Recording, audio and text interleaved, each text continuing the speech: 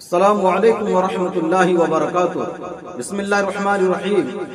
محترم سامعین کرام، آج میں آپ حضرات کی خدمت میں پیش کرنے جا رہا ہوں ایک زبردست واقعہ۔ اس واقعہ سے ہمیں اور آپ کو کچھ سیکھنے کو ملے گا، اس لیے آپ ویڈیو کے لاسٹ تک بنے رہیے، انشاءاللہ آپ کو فائدہ ہوگا۔ تو چلیے آج کی بات شروع کرتے ہیں۔ ایک چوہے کا اونٹ کی لگام تھامنے کا واقعہ۔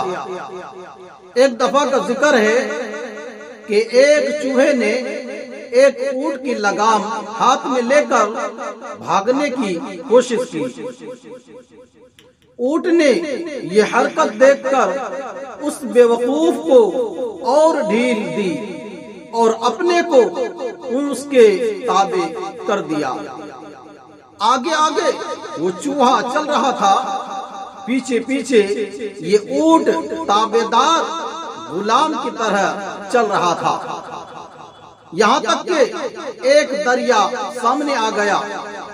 اب تو چوہے کے اوزان خطا ہوئے اور سوچنے لگا کہ اب تک تو میں نے ایسے عظیم القامت جسم کی رہبری کی اور مجھے یہ فخر تھا کہ ایک اونٹ میرے تابع ہے، مگر اب آگے پانی ہے، اب آگے پانی میں رہبری کس طرح کروں؟ یہ سوچتے ہوئے وہیں چوہا کھڑا ہو گیا۔ اونٹ نے اس کی مصنوعی تعریف کرتے ہوئے کہا، اے میرے پہاڑ اور جنگل کے ساتھی، یہ رکنا کیسا اور یہ حیرانی کیوں؟ دریا کے اندر مردانہ قدم رکھ دے۔ چوہے نے کہا کہ مجھے تو اس میں ڈوب جانے کا خوف ہے۔ اونٹ نے کہا کہ اچھا صبر کرو، ذرا میں دیکھتا ہوں کہ پانی کس قدر ہے، آیا تم ڈوب سکو گے یا نہیں؟ چنانچہ اونٹ نے ایک قدم دریا میں رکھ کر کہا، ارے چوہے، میرے شیخ، میرے رہبر، صرف گھٹنا تک پانی ہے، یہاں تک تو رہبری کیجیے۔ چوہے نے جواب دیا کہ جناب، جہاں پانی تمہارے گھٹنے تک ہے وہاں تو میرے سر سے بھی کئی گنا پانی اونچا ہوگا، ذرا دیکھو تو میرے اور تمہارے زانوں میں کتنا فرق ہے۔ اس کی حماقت واضح کرتے ہوئے کہا کہ اب گستاخی نہ کرو، سیدھے سیدھے پانی میں آ کر رہبری کرو۔ آپ کو تو میری رہبری پر بڑا ناز و فخر تھا۔ ارے احمق، میں نے تیرے پیچھے اس لیے اقتدا کی تھی کہ تیری حماقت اور زیادہ ہو جائے۔ چوہے نے معذرت خواہانہ انداز میں کہا کہ پانی میں اترنا تو میری ہلاکت ہے، میری توبہ ہے، آپ معاف کر دیجئے، آئندہ آپ کا مقتدا اور شیخ بننے کا کبھی خیال بھی میرے دل میں نہ گزرے گا۔ اس نے مزید لجاجت سے کہا، میں نے اللہ کے لیے توبہ کی، میری جان اس خطرناک پانی سے چھڑا لیجئے۔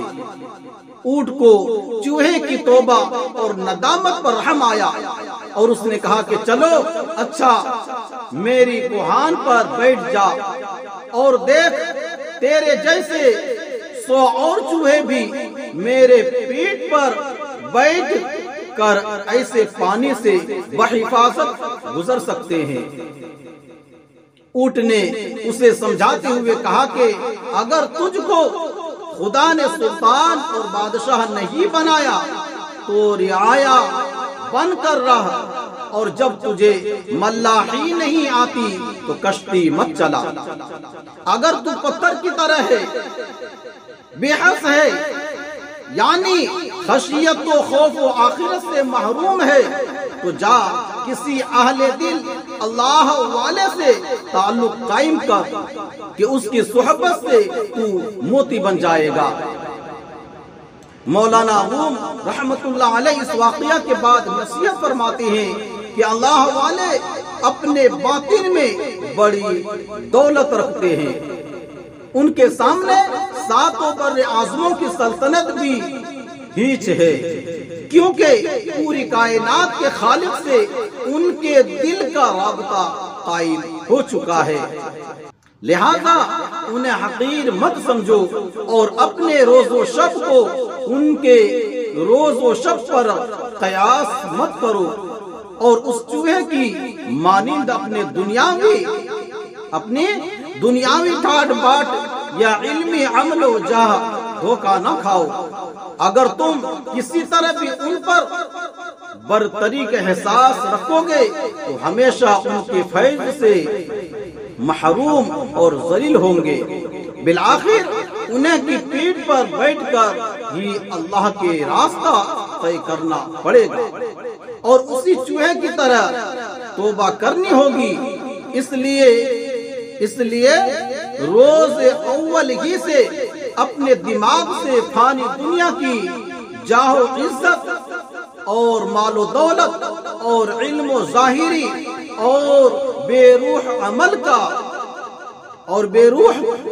کا پنڈار نکال کر کسی اللہ والے سے نیاز مندانہ تعلق کر لو اور ان کی تعلیمات کے مطابق عمل کرو اور ان سے اپنے نفس کی اصلاح کرا لو۔ خوب یاد رکھو، چند دن کے بعد اس حقیقت سے تم کو خود آگاہ ہو جائے گا۔ ناظرین، ایسے ہی دلچسپ واقعہ کے لیے ہمارے اس چینل کو سبسکرائب کیجئے اور ویڈیو کو لائک شیئر ضرور کر دیجئے۔